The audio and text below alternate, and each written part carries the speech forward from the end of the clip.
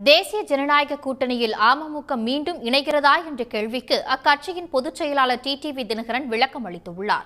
அண்ணாமலை உடனான சந்திப்பு மரியாதை நிமித்தமானதுதான் என்றும் அவர் தெரிவித்தார். அண்ணாமலை எனது நண்பர். நாங்கள் சந்திப்பது நட்பு ரீதியான சந்திப்பு தான். அதை தாண்டி அதில் நீங்க அரசியல் கணக்குகள் அதில் ஏதாவது தொடர்பு படுத்துனீங்கன்னா அதுக்கு நாங்கள் பொறுப்பல்ல. வாய்ப்பு கிடைத்தால் கூட்டணியில மந்திரி சபையில் இடம்பெறுகின்ற வாய்ப்பும் கிடைக்கின்ற பிரகாசமான அறிகுறிகள்லாம் இருப்பதைத்தான் நாங்கள் கருதுகிறோம். உரிய மரியாதை எங்கள் இயக்கத்தினருக்கு இருக்கின்ற கூட்டணியிலே உறுதியாக நாங்கள் இடம்பெறுவோம்.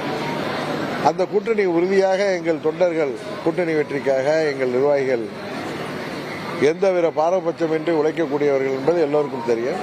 அதனால இந்த தேர்தலில் அம்மா மக்கள் முன்னேற்ற கழகம் இடம்பெறுகிற கூட்டணி உறுதியாக வெற்றி பெறும். இது ஏதோ அதீத நம்பிக்கையில சொல்ல, நான் யதார்த்தத்தை சொல்கிறேன். உடனுக்குடன் செய்திகளை தெரிந்து கொள்ள சன் நியூஸ் பெல் ஐகானை கிளிக் பண்ணுங்க.